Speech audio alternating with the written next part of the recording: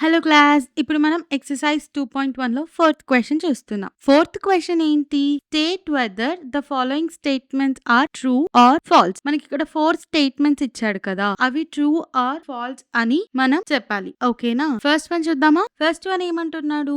5 does not belongs to set of prime numbers. So ఇప్పుడు 5 does not belong to set of prime numbers అంటున్నాడు. ఇది ట్రూవా? కాదు, falls.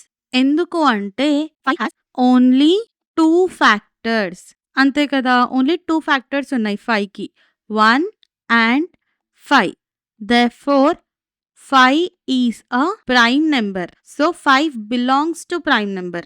ఓకేనా? So ఇది ఏంటిది? First one falls. ఇప్పుడు సెకండ్ వన్ చూద్దామా? సెకండ్ వన్ ఏంటి? ఎస్ సెట్ ఇచ్చిండు, 5, 6, 7 ఉన్నాయి. దాంట్లో 8 బిలాంగ్స్ టు ఎస్ అంటున్నాడు. ఇది ట్రూవా? ఫాల్స్. ఫాల్స్ కదా, ఎందుకంటే because 8 does not belongs to the set yes.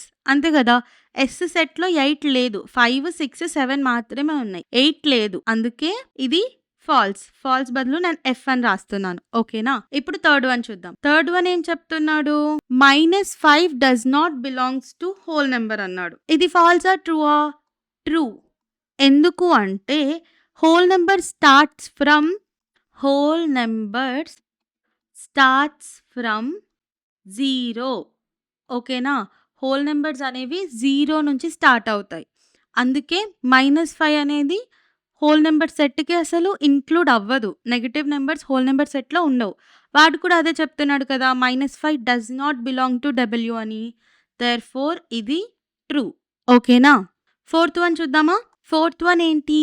8/11 belongs to Z అంట, వేర్ జెడ్ అనేది set of integers. First thing, 8/11 అనేది ఫ్రాక్షన్, ఇంటీజర్ కాదు కదా. ఇంటీజర్ అంటే ఏంటి?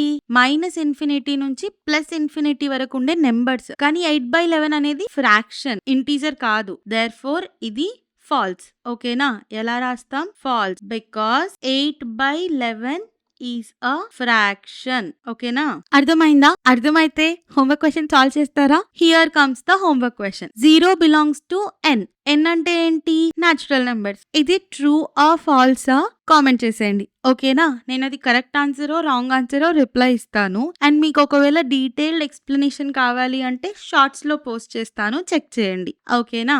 ఇందులో ఏమైనా డౌట్ ఉంటే ప్లీజ్ డూ కామెంట్, నేను ఖచ్చితంగా రిప్లై ఇస్తాను. అలాగే మీకు అర్థమైందని కామెంట్ చేయండి, అది మాకు చాలా మంచిగా అనిపిస్తుంది. Please do like, share, comment and subscribe. ఓకేనా? బాయ్.